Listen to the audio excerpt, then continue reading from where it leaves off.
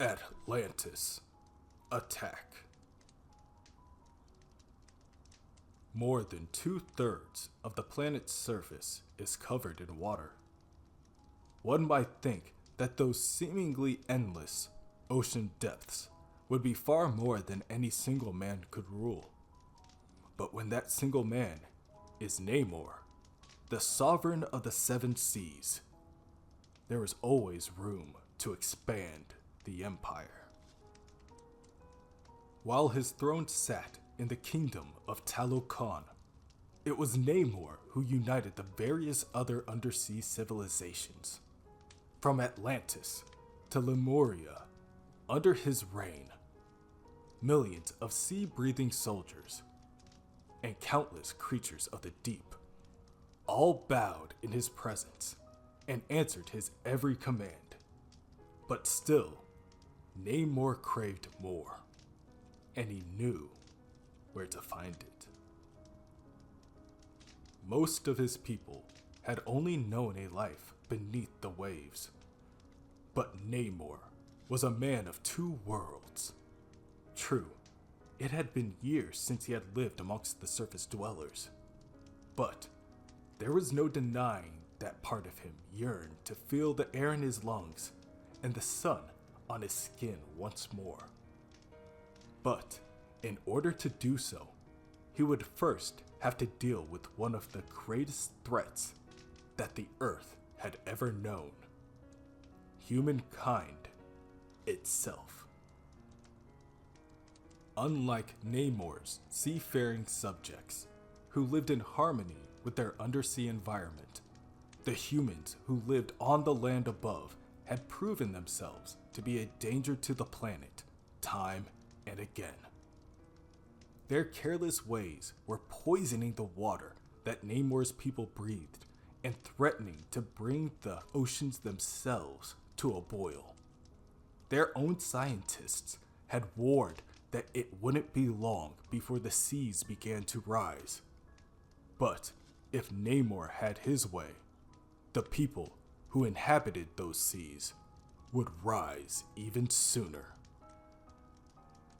For years, Namor had been planning an all-out assault on the surface world in order to claim it as his own. Now, the time had finally come to act before it was too late. Plans had been laid. The first battle for control of the land was to take place on a gem of the Pacific, Jeju Island. But even with his vast army at his back, Namor knew that there were those on the surface who would stand in his way and prevent him from seizing total dominion. Beings with great power who believed themselves to be the Earth's champions. If he truly hoped to stand against these arrogant air breathers, Namor knew he had to make a strategic alliance with a select few of them.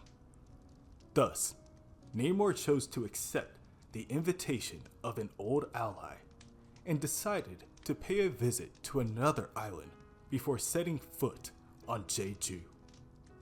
As the drums of war reverberated through the cold depths, the King of the Seas set his course for the island of Krakoa, home of the mutants. Getting to Krakoa was not as easy as simply swimming to shore, though. The sentient island had recently been swept up in a chronal tempest and transported to a distant future. But thanks to the gift of a simple seed that he had planted in the slit at the bottom of an ocean, Namor was able to grow a gateway that delivered him across dimensional barriers and into the shallows off the Krakoan coastline. As he emerged from the water, Namor found a group of emissaries awaiting his arrival. Amongst them were two respected mutant leaders: the weather manipulator, called Storm, and the teleporting sorceress, known as Magic. At the front of the group stood the man who had extended the invitation to Namor, the mutant master of magnetism, known as Magneto. "I was not sure you would be coming," Magneto said, sweeping his cape aside with a regal motion as he gestured for Namor to come ashore. "How could I resist such an exclusive form of travel?" Namor replied. "It is not every day that one can swim through a circle of kelp and arrive almost a century in the future. A journey few will ever have the chance to experience," mused Magneto. "One reserved only for our people, for mutants. I would think carefully before you choose to claim me as one of your own, old friend," Namor said. "Krakoa does not lie," Magneto said, undeterred by Namor's warning. "If you could cross through the gates, you are indeed one of us. Your genetics are unique, an anomaly compared to both races that spawned you. Like each and every one of us who calls Krakoa home, you are something more, something superior.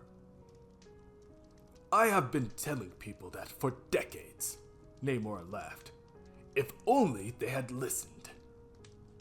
"I know that look in your eyes all too well, Namor," Magneto said, his stoic gaze revealing the slightest hint of concern.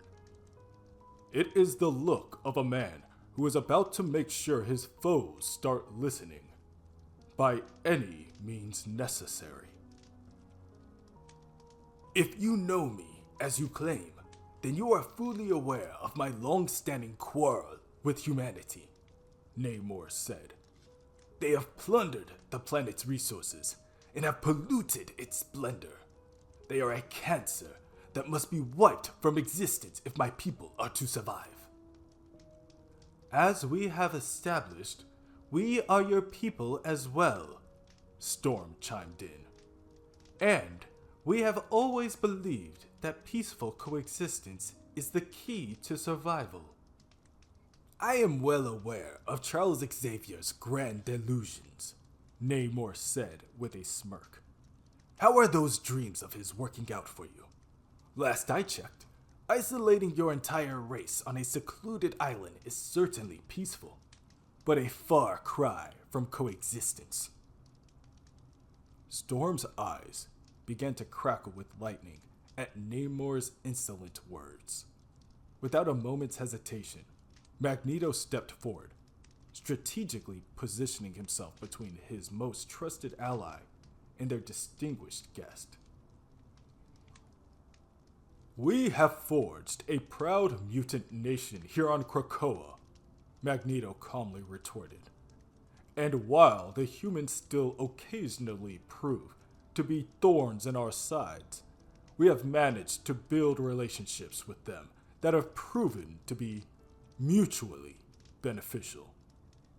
For now," Namor said, "until they find yet another justification for unleashing their killing machines upon your populace." "If you're looking for a war," said Magic, extending the blade of her fabled soul sword in Namor's direction, "I happen to know a few in other dimensions that are worth fighting. There's no need to start one of your own." "I did not start this conflict," Namor said, his eyes narrowing. "But the King of the Sea shall finish it, with or without your aid. So swears Namor." With that, Namor turned and began to wade back into the shallows, lapping at Krakoa's shore. But he stopped for a moment as Magneto offered one last thought.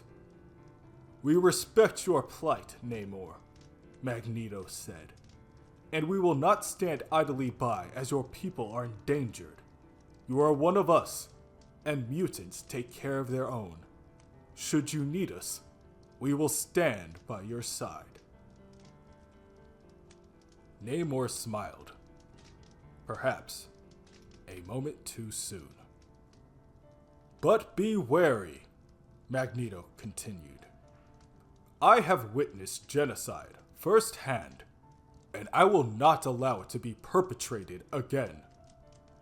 Not even against the humans, and certainly not by one of our own. On Krakoa, we live by a simple rule: murder no man. You would be wise to heed it.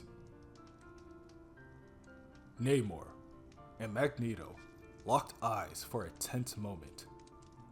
Then, the King of the Seas dove back into the ocean without a word, swimming with tremendous speed back through the gateway that brought him to the Isle of the Mutants.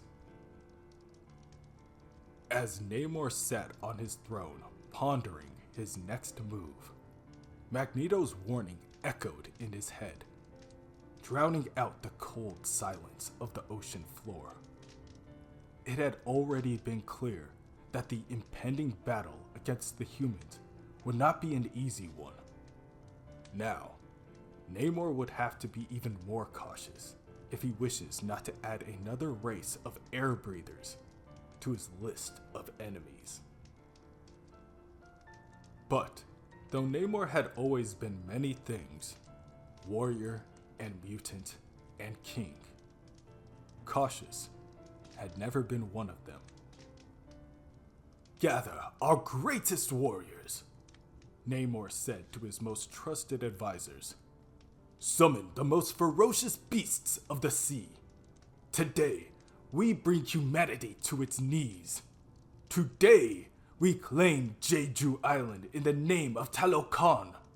And tomorrow, if need be, Krakoa shall follow.